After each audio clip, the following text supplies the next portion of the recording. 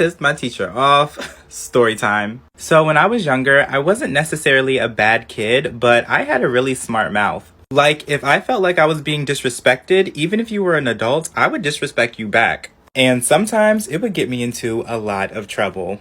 So I used to have this teacher and her name was Miss Wiener. I wish I was making that up, but her actual name is Miss Wiener. And she was one of the worst teachers I've ever had. Like, super strict for no reason. She was the type of teacher to keep you after the bell rang. Anyways, one day after I had gym, I was all hot, all sweaty, so I decided to take my water bottle to Miss Wiener's class. So I'm in her class, sitting at my desk, and I'm drinking my water bottle, and Miss Wiener comes up to me, catches this nasty attitude, and she's like, "No food, no drink in my classroom." And she snatches my water bottle out my hand and throws it into the trash can. And I said, "Miss Wiener, you remind me of my grandmother's bird. Evil, and I wish you were dead." She was so pissed. I, 36-year-old male, have a 16-year-old daughter. I have full custody of her because her mom had a mental breakdown and has been in and out of rehab. This January, I started dating my girlfriend who's 21 years old. Then quarantine happened, and that time apart made me realize that I wanted to spend my life with her. So I proposed in May and she moved in, and our wedding is in October. Since then, my daughter has been a nightmare. She and my younger sister, who's 25, keep calling my fiance the kid. My fiance decides to invite my daughter out to go shopping. She kept trying to set a date, but my daughter kept saying she had an extracurricular activity she needed to tend to. So yesterday, when my daughter once again made up the excuse, I decided to follow her car. She ended up pulling to a diner, and I realized she was grabbing lunch with my younger sister. I was beyond furious. First at my sister for enabling toxic behavior, and second at my daughter for lying to her future stepmom. I ended up taking her car keys away from her. Her aunt then called and said I had no right to do so. I explained that she would not be getting the car back until she makes an attempt to bond with her stepmom. I just want my fiance to be accepted into the family. Picture this, you spend hundreds if not thousands of dollars on a luxury villa in a private island. You are promised to be flown in on a private jet, have top chefs make your food, see some of the best artists in the world. Seemingly on social media, big influencers might be there, such as Hailey Bieber, Kendall Jenner, but instead, what you spent thousands of dollars on was chaos. You are stuck on an island in an abandoned construction site with 5,000 other people, unable to find your luggage, fighting for people over wet mattresses, and unsure of when you're going to be able to go home. Oh yes, and this is your Top Chef food, by the way. This was literally supposed to be the greatest music festival of all time, and instead ended up being one of the biggest scams of all time. So how exactly did we get here? Billy McFarland, who happened to be a young entrepreneur, along with his friend Ja Rule, the rapper, were flying whenever they came across a private island. This island, called Norman's Cay, was previously owned by Pablo Escobar. Part 2 to Fire Festival. According to the FBI, Billy had everyone fooled. He wasn't necessarily a serial entrepreneur, he was a serial scammer. And this provided to be his biggest one.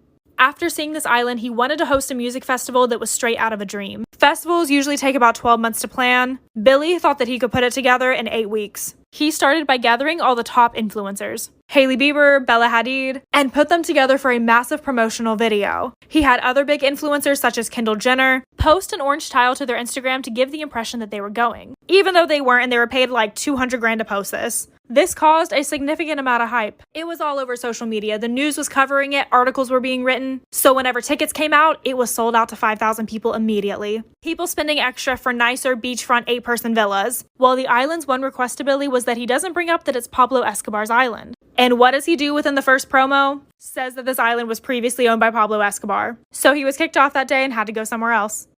Part 3 to Fire Festival. Even though he had to go somewhere else due to all the hype, he was getting in major deals. Major Lazer, Pusha T, Blink-182, and Billy had involved so many investors into this that there was no way that he could back out because he used the money from the investors on the project. He ends up flying around until he finds the island of Great Exuma, which is not a private island. However, on the website, they edit it to make it look like it is. And they find an abandoned development site. No buildings, no villas. Yet they still advertise as if there are. They end up finding tents left over from Hurricane Michael and say, yup, this is good enough. So the production team is extremely worried and they're like, hey, we're gonna have to post pictures of what this looks like so people can decide if they want to come or not. Billy responds by just firing them. Somehow he thought people were just gonna show up and be okay with this after spending all that money. And to get more money, they implemented cashless wristbands, like asking people who already paid to send them extra money for their wristband. While people are concerned and asking questions on their social media, but they turn off their comments. Soon it was time for people to show up.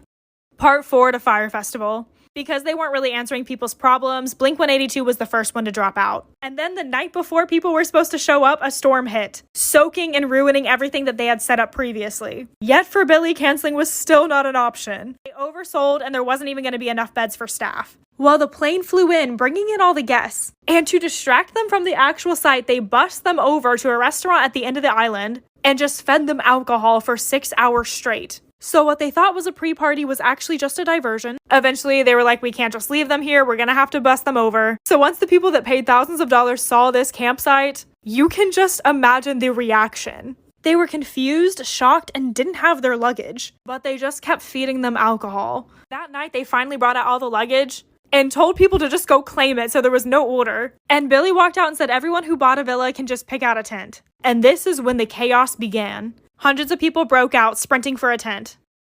Part 5 to Fire Festival. You can literally see from these photos how chaotic it was. And it didn't take long for social media to find out. This was blasted everywhere the next day, and the most famous thing to come out of it was this cheese sandwich. Their luxury meals. This particular island was also on a very famous holiday for them, so none of the hotels or resorts nearby could take anyone. All of the music acts canceled. And by that day, Billy and Fire Festival was viral. He tried to play it off like this result was out of his control, even though it was completely in his control. He canceled the event, but there wasn't enough planes to fly people back. So people were legitimately stuck there with no food, no water, no air conditioning. Because remember, this was supposed to be a cashless event. And all the locals who helped set up and were never paid started an angry mob. He promised that there would be a 2018 festival, but it never happened. Billy and Ja Rule were sued for $100 million in a class action lawsuit and sentenced to 6 years of prison. He ended up getting in trouble for starting a podcast in jail recently. But if you want to hear that story, go over to my Instagram. It'll be on my middle reels tab. Okay, so story time. So there was this girl I met in 2nd grade. Let's call her Michelle. Me and Michelle lived just a few blocks away from each other. We quickly became friends. Since we went to the same school, we did a lot of things together. I mean, I practically lived at her house. So we were really close. I moved like 30 minutes away, but we still talked on the phone a lot. I went to a different school and everything. We didn't really see each other at all. By this time, we were in 3rd grade. So fast forward to like 5th grade. Me and Michelle didn't talk all of 5th grade, but it was like we were still friends, but just didn't talk at all. You know what I mean? Anyways, so 6th grade came along. I reached out to her and we quickly fell back into being best friends.